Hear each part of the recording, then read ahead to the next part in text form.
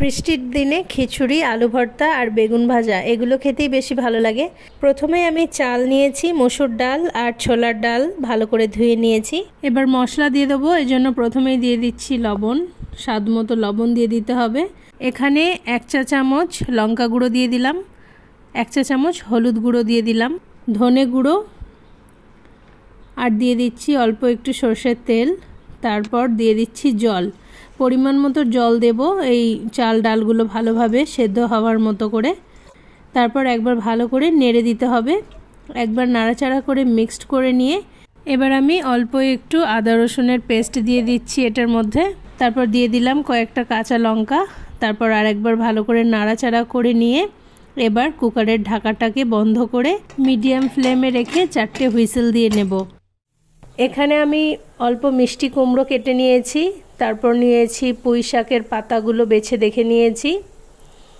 তারপর এদিকে নিয়েছি অল্প কিছুটা আলু ছোট ছোট টুকরো করে কেটে নিয়েছি। এবার কড়াইয়ে তেল গরম করে কুমড়োগুলোকে দিয়ে দিচ্ছি, হালকা নাড়াচাড়া করে ফ্রাই করে নিতে হবে। আলুগুলোও দিয়ে দিচ্ছি, একই সাথে আলু আর কুমড়োকে ভেজে নেব। খিচুড়ি রান্না করার সময় সবজিগুলো একটু ভেজে নিলে খিচুড়ির স্বাদটা আরও বেশি ভালো হয়। এই যে দেখুন আলু আর কুমড়ো কিন্তু হালকা লালচে হয়ে এসেছে। এখন আমি পুঁই শাকের পাতাগুলো দিয়ে দিচ্ছি। একবার হালকা করে নাড়াচাড়া করে নিয়ে এগুলোকে একটা প্লেটের মধ্যে আমি তুলে নেব। চলুন এদিকে খিচুড়িটা দেখি কত দূর হয়েছে। আমি 4টে হুইসেল দিয়ে নিয়েছি। তো এই যে দেখুন মাশাআল্লাহ বেশ সুন্দর লাগছে দেখতে, আর সবগুলো কিন্তু নরম হয়ে গেছে। এবার আমি জল দিয়ে দিচ্ছি। জল দিয়ে এবার আমি ভালো করে নাড়াচাড়া করে একবার মেখে নেব।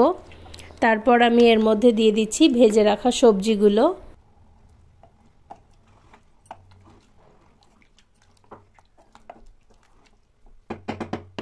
এবার আমি আরও অল্প একটু জল দিয়ে দিচ্ছি, কারণ খিচুড়ি আমার একটু পাতলা পাতলাই বেশি পছন্দ, এই জন্য আমি জল দিয়ে দিলাম। তারপর নাড়াচাড়া করে এবার ঢাকাটা উপর থেকে এইভাবে রেখে মিডিয়াম ফ্লেমে রেখে দেব বয়েল হওয়ার জন্য।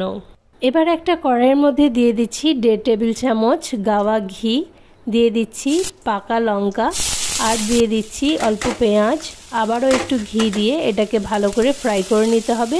তো এইভাবে আমি বেরেস্তা বানিয়ে নিচ্ছি। এদিকে খিচুড়ির মধ্যে দিয়ে দিচ্ছি ধনেপাতা কুচি। তারপর আবারও একবার ভালো করে নেড়ে নিতে হবে সবগুলোকে। একদম মুখে মুখে হয়ে গেছে। যাই হোক, বেরেস্তাটা ফ্রাই করে এবার আমি দিয়ে দিলাম খিচুড়ির মধ্যে। বেরেস্তা দিলে খিচুড়ির স্বাদটা আরও বেশি ভালো হয়। তারপর সবশেষে দিয়ে দিচ্ছি 1/2 টেবিল চামচ গাওয়া ঘি। সবগুলো একবার ভালো করে মিশিয়ে নিলাম। এই যে দেখুন খিচুড়ি একদম রেডি। একটা প্লেটে সার্ভ করে নিয়েছি গরম গরম খিচুড়ি, সেই সাথে আলু ভর্তা আর বেগুন ভাজা। তো এইভাবে আপনারাও ট্রাই করবেন বাড়িতে। আল্লাহ হাফিজ।